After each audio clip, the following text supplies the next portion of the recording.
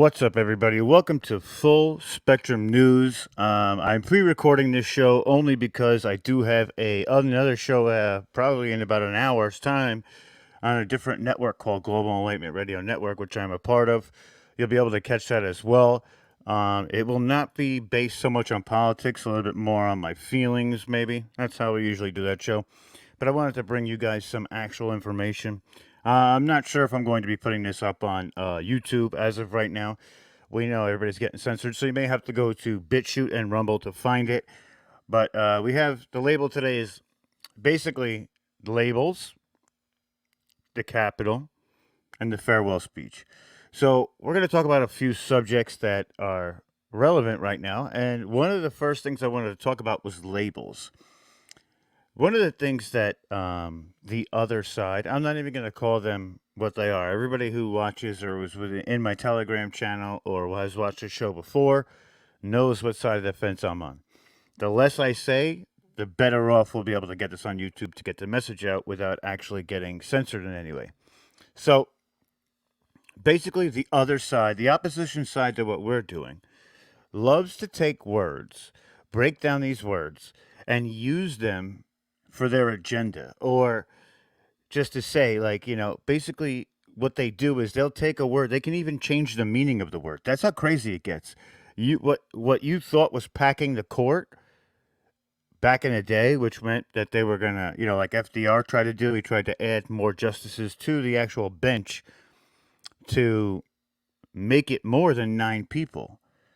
What they consider to pack the court now, the opposition, is when they fill it with a majority. They have slowly changed that word and use this. What happens is mainstream media gets a hold of these talking points, and in unison, they spew the garbage like nobody's business. When I mean spews the garbage, I mean you can find it on MSNBC, CNN, every one of them. Even Fox News now is starting to, you know, basically spew those same talking points. It's a crazy thing to think about that there's literally nowhere left for us to go to get accurate news, or at least down the middle, so we can take all of the information and make our own decisions about it. That's ultimately what we try and do with this stuff. We try and decipher what we take from each story so we can make our own decisions. That's what we're trying to accomplish here. So some of the things you hear or may hear, you may not like. It may not be strictly to the subject, but I'm telling you for a reason. I'm telling you because the other side, when they put that information out there, what they do is they will omit truth. 9 times out of 10, they will omit the truth, which in turn makes it not really the whole story. It's almost like a lie. When you look at a lie, there's different ways to look at it. You can blatantly say, well, that just didn't happen when it did, or you can dance around what the actual meaning of that lie was to be with omitting truths. Both are wrong. We're not going to do that here. We're also not going to sugarcoat it for anybody. What we try and do is, even if it's bad or it's hard to hear, we're going to give it to you because, one thing that the mainstream media does is they insult people's intelligence on a daily basis. What do I mean by that? I mean that they think that you can't handle hearing certain things, so they don't bring them up. Or there's the other side to that. There's always a caveat. With me, there's always caveats. Or they just don't want you to know about it. So they're not going to report on it. It's not going to be big news. It's not going to be mainstream. We'll do all that. I know that the people that listen to this show are way smarter than anybody on the opposite side because they understand what factual information is and what truth is. So, one thing that has happened with labels, right? So, we hear at the Capitol building that they are bringing in more troops. As of yesterday, the transition team asked the commanding officers to essentially tell them who was um, basically who was supporting or had voted for Trump. So what they could do is they could remove them just to be safe. Just to be safe, let's get rid of. They actually found 12 people as of right now that they vetted to either vote for Trump or belong to a militia. One of the things about that is we don't know exactly what that militia is. They haven't defined it down to that point yet. But out of the interest of safety, they're always looking out for our safety, which is a lie. It just means that they do want to do whatever they want to make sure that everything goes off without a hitch. So what they did is I found these 12 men. They actually relieved them of duty. I'm not sure if that's permanent or if that's just for this specific thing, but they literally relieved them of duty. One of the other things that they've been throwing around on these mainstream media channels is saying that they need a secret police. Okay? A secret police reminds me of two things. And what are these secret police going to do? What they're going to do is they're going to spy on the American citizen. By spying on the American citizen, they can find these potential threats or these domestic terrorists. Now, that's their words, not mine. What they're doing, and I said this the other night too, is what they try and do is they want to label people, right? They want you to be a straight heterosexual male, therefore you're the enemy, or they want you to be an empowered person of color, or they want you to be transgender, gay, whatever. They want you to fall within your box. They want you to take pride in that box, and they want to separate the people through those different boxes, right? One of the things that we pride ourselves on is essentially not having any boxes. We are one big box. We are American. So it's difficult for people on my side of the fence to understand exactly why or what they're doing in the sense of culture, right? We understand what they're trying to do as a nefarious thing. They're trying to divide and conquer. We get that. But on a sub level, it gets to the point where, like, how do these people fall for this? How do they fall for this stuff? And it's my goal, right? It's just like when we pray to God. We pray for our enemies. God in the Bible tells you to pray for your enemies. So we're not, against these people. We have to save these people. They've literally been programmed through years and years of hearing the same rhetoric and the same talking points being said by everybody, that their brain uses those sources of information as the end all be all. I mean, we can't do that. We can't do that. And it starts when they're young. They've totally they've totally controlled academia for the last 20 years. And, I'm on a different network, and on that network there is people who have opposing views, and I get that. And one of the things that they wanted to say was that, Trump was a fascist because of a Harvard study or a gentleman from Harvard that said these things while doing an op-ed for the Wall Street Journal. Let me tell you something. In all honesty, he is, as Dan Bongino says, the smartest dumb person I've ever heard. He's literally calling a fascist, this man a fascist. How in the world could he be a if he's a fascist? And this is, I also credit Dan Bongino for this because I don't steal things and I tell you where I get it from. How is he a fascist? If he's a fascist, why did we have a free election? Well, not free. It was, basically tampered. But why wouldn't he have won with resounding colors? Why is the media able to say whatever they want? Okay. Why is there freedoms such as being able to walk down the street without the military being in the streets, or people to have opposing views? Let me tell you something. If the gentleman that they were talking about was a fascist, the media wouldn't say anything they wanted. There would be no elections. He would just tell you he is the all-present master of the entire nation, and the people with the opposing views would no longer be there. They would be gone, disappeared, however they do it, right? So one of the things, just to go back, is they called these men that they were looking for in the military, the media has called them far-right extremists, which is ridiculous. They take an oath to protect the president, not the person in the presidency, right? To protect the president, no matter who it is. That's their oath. The office of the president is what they chose to defend with the ultimate sacrifices, which is their life. So to say this about these people is sick.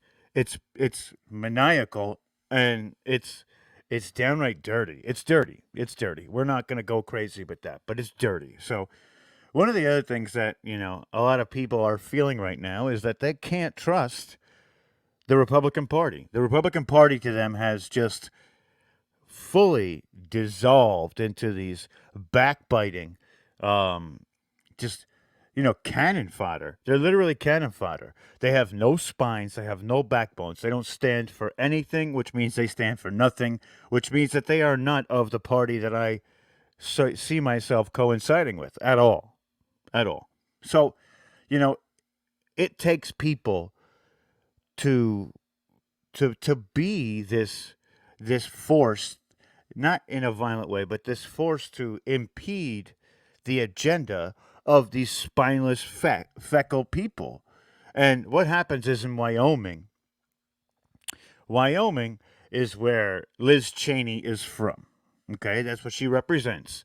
She is Dick Cheney's daughter, and the Wyoming GOP, they censors Liz Cheney for voting to impeach President Trump.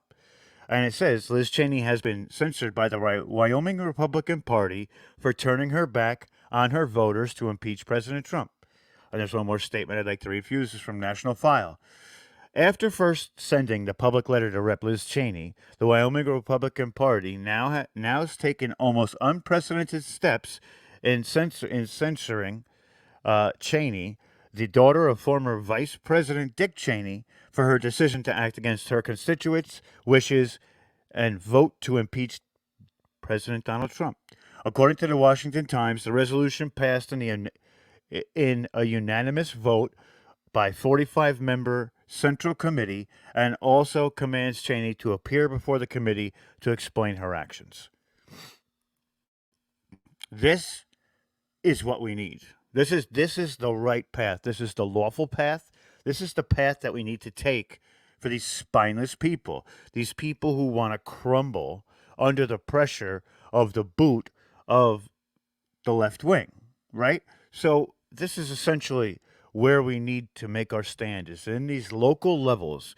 We have to recall these people. We have to get them taken out. I know a lot of people in California feel that Gavin Newsom is the most treacherous thing to walk on two legs. He is a communist. He is Nancy Pelosi's nephew, or I believe that's, and he also has ties to China. During the pandemic, when the masks were being bought, he made a private deal with China for 2.1 million masks that I believe, after all said and done, essentially got squashed down the line. So, I mean, this is where we have to make our stand at a level, right? We have to get these people back. And by taking these people back into the local government and making sure that they do not actually represent us anymore, because they have turned their back on their constituents, which means that the people in their state no longer feel that they are working for their best interests. And we've seen it time and time again. They get in there, and what they do, it's the Republicans too. It's just the way that they do it. They tell you everything that they want to hear. They rode on the coattails of Trump to get in. As soon as they get in, they say to the people, not going to do that. Not going to do that. I'm going to go with these guys over here because they literally have the money and they have control of the entire power system. But if we flip things on its face, right? Let's play devil's advocate, right?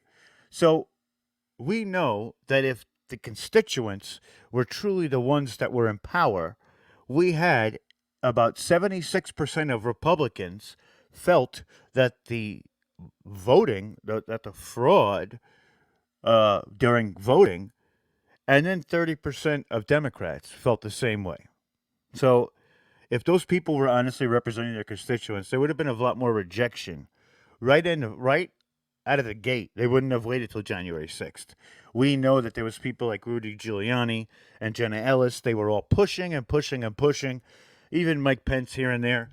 But in time, and I want everybody to remember this, in time, people always show their true colors. There are some speculation that Pence is just running his part in this plan. And there's also, people who feel that he has totally turned his back on the people that gave him his voice or gave him the ability to act as vice president and and be a part of a movement that he was a part of. I mean, I don't think he is anymore. I think it's totally terrible what he's done. But that's the next thing I wanted to get into. And breaking news right now is that Mike Pence will not attend Trump's farewell event and opted to attend Biden's inauguration. Now, if I was him, I would, after what he pulled on January 6th, which led to, his actions ultimately led to people getting to the Capitol thinking that things were going to actually work out for them for once. They weren't going to be censored. Their voices were going to be heard. And a day prior to that, he actually went in front of an audience and said that we'll have our day in Congress. The moment that he stepped up on that elevated stage in the Senate and in the House, what did he do? He threw his hands up and went, I can't do it. That's not me. What? Another another feckless Republican. What has happened to the days of Ronald Reagan's or the true people that we need? And here's one thing I always say to people too: is you need to be the leader that you need, you personally, because we've seen time and time again. Depending on any of these people, is you don't know what the hell is going to happen. Truly, you have no idea. It could be good, it could be bad, but nobody knows. Nobody knows what's going to happen. So, and on the other side of the aisle, we know about the plan, we trust the plan, and everybody is doing their part to get information out. And it's kind of funny because with the people that Biden is actually picking for his cabinet, we've seen them before. They're bad actors already, right? So the FEMA pick Biden has, that he picked, had year-long illicit affairs funded by taxpayers and that's what their former lovers say. This has got to be the sickest thing in the world, right?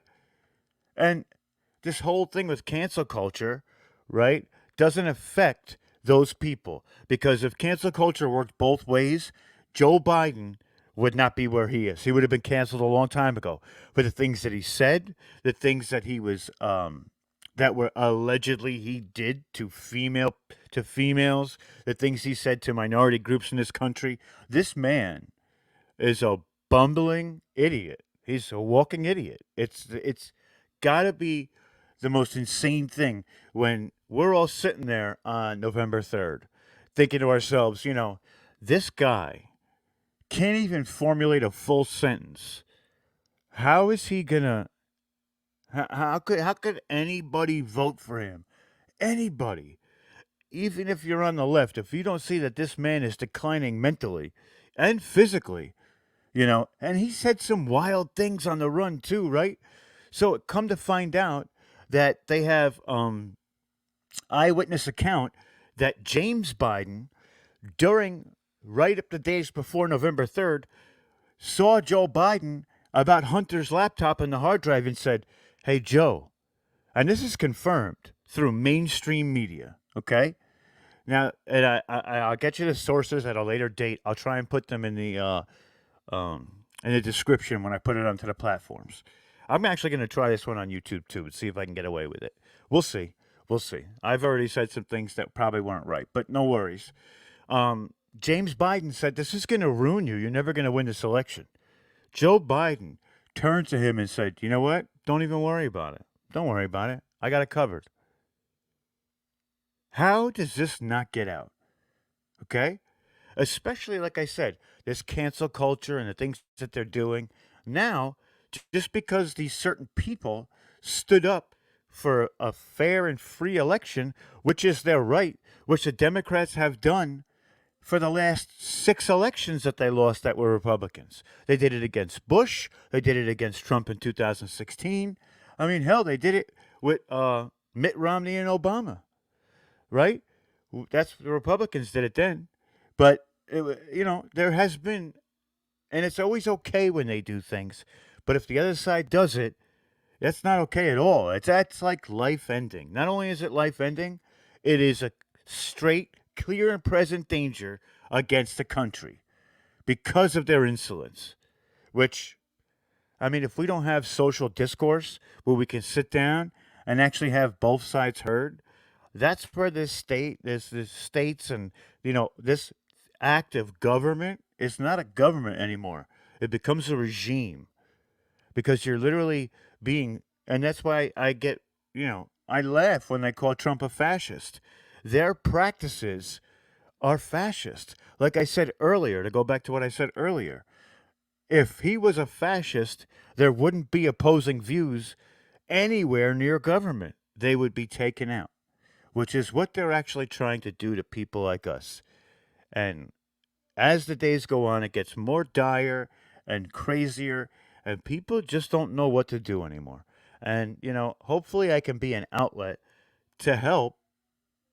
Just talk about these things, and bring them to some semblance of attention because we want to get our message out there too. We want people to be able to speak what they want, and we're going to bring back those days where people are allowed to say whatever they want. I vow to everybody, I'm going to take on mainstream media the best I can. I am one person. I am small, but we are working on a website, and we're totally going to literally give you the news the way it should be, right down the middle, fair, balanced, all that.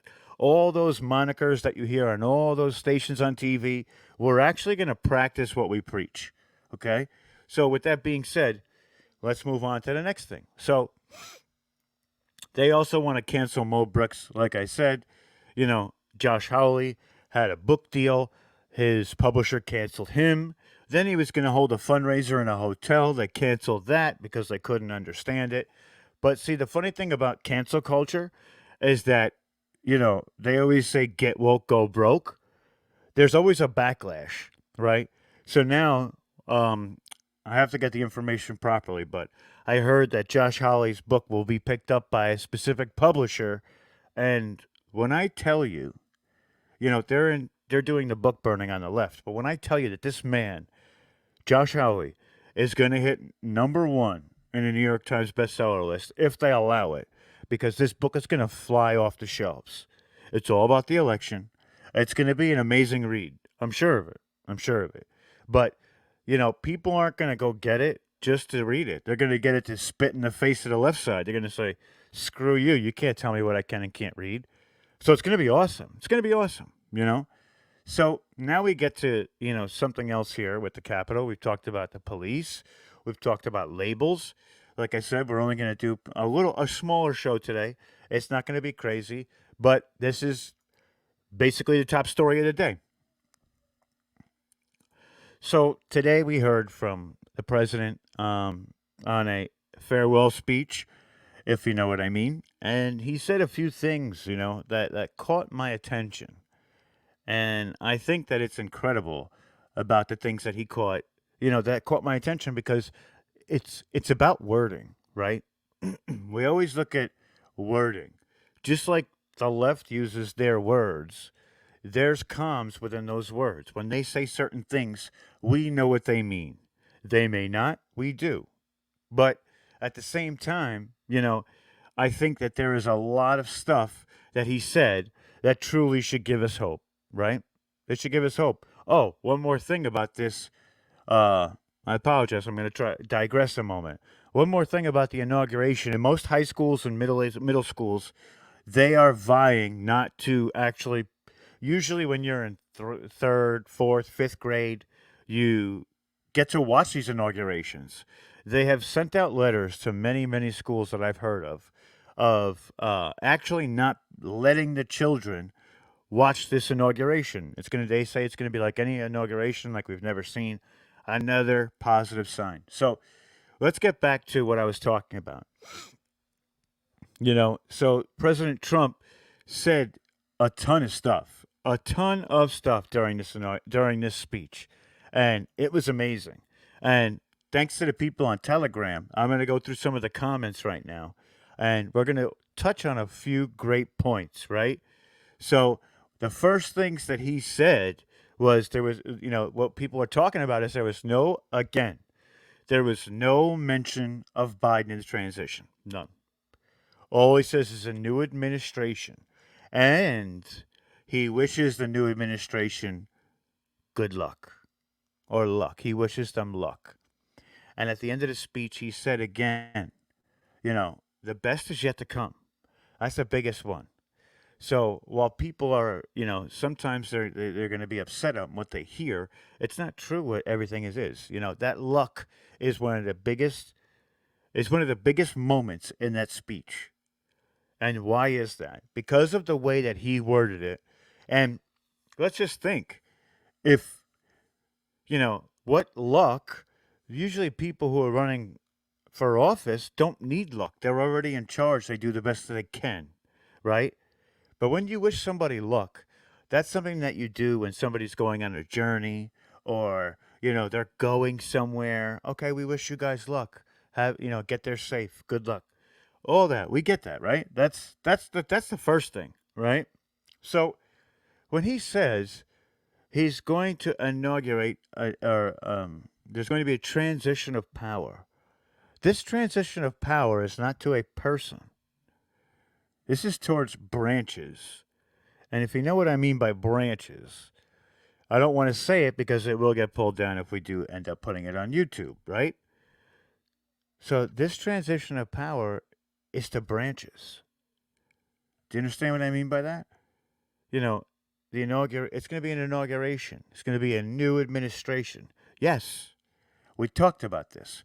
It is going to be a new administration. Why is it going to be a new administration? Because he won't get sworn back in until March 4th. Why March 4th? You're going to ask, why do I say March 4th? Let me tell you, okay? Our founding fathers wrote the first Constitution. There were 19 presidents under that first Constitution. Then in the 1800s, they wrote a second Constitution, which in turn made the United States a corporation to Britain, or UK, whatever it was at the time, Great Britain. So, counting those 19 going up to right now, on March 4th, President Trump there was 18 presidents under the first Constitution. So when they start counting past that, those guys kind of don't count. So the second Constitution, as I've heard, and this is through back channels, I cannot verify this at all.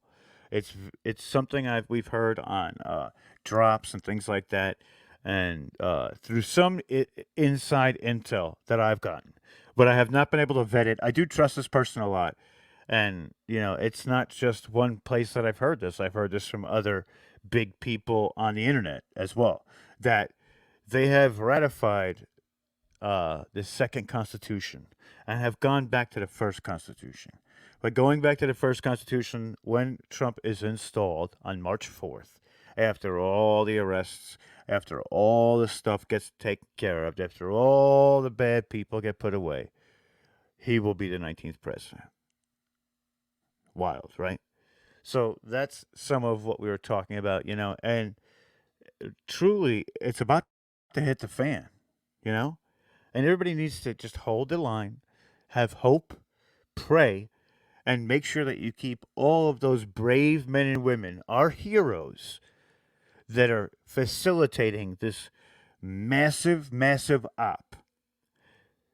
Hope and pray for them, because it's not going to be easy for them. Think about what they have to do. Yes, the people are super bad, but there's also going to be other people that are there that are somewhat innocent. the useful idiots, shall we say, that will be there to oppose what they're doing.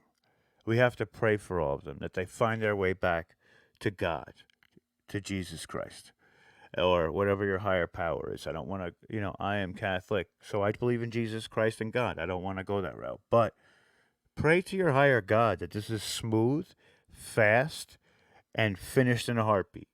Because if it's not, there could be a lot of repercussions from it. So, I got so many great comments. I love all you guys on Telegram. I mean, this channel that we built together, because without you, it wouldn't be a channel. I mean, you guys are excellent. What I'm going to do is after this is finished, I'm going to put it up in the chat there so everybody can get their hands on it and take a look.